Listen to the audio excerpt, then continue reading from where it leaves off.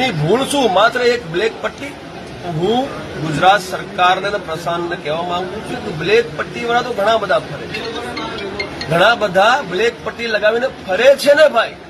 સરકારી કર્મચારીઓ ફરે છે, પોલીસ પ્રશાસનના અધિકારીઓ ફરે છે, પોલીસ પ્રશાસનના કર્મચારીઓ ફરે છે, પોલિટિકલ લોકો પણ ફરે છે. તો પછી આ એક ફોજી સાથે આટલું દુર્વ્યવહાર શા માટે?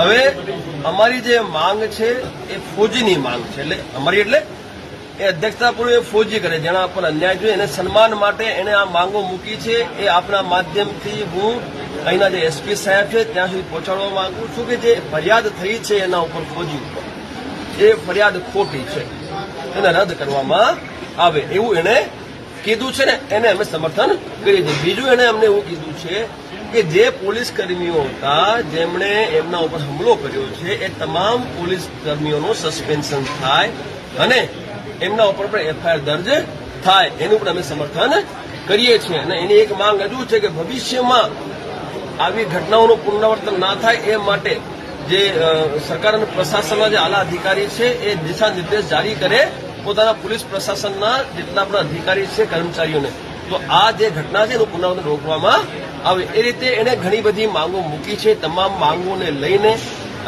અમે એને સમર્થન કરીએ છીએ ને અમે આપણા માધ્યમથી ગુજરાત સરકાર અને પ્રશાસનને 14 તારીખ સુધીનો સમય આપી રહ્યા છીએ કે એક અઠવાડિયું તમારી પાસે છે.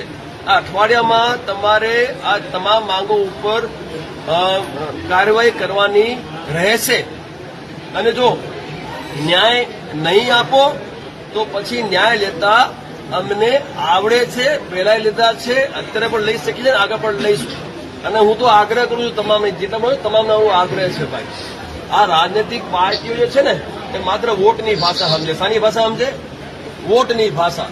જો આપણા ફોજીને ન્યાય ના મળે ને સાહેબ તો અત્યારે સરકાર કોની છે? અહીંયા ભાજપની સરકાર છે. કોની છે? એટલે ભાજપ પણ કામ કરીને સાંભળી લે. જો આને ન્યાય નહીં મળે તો આવનારા જે ચુનાવો છે એમાં અમે ભાજપાનો બહિષ્કાર કરીશું, વોટ નહીં આપીએ. તૈયાર છો બધા? તૈયાર છો?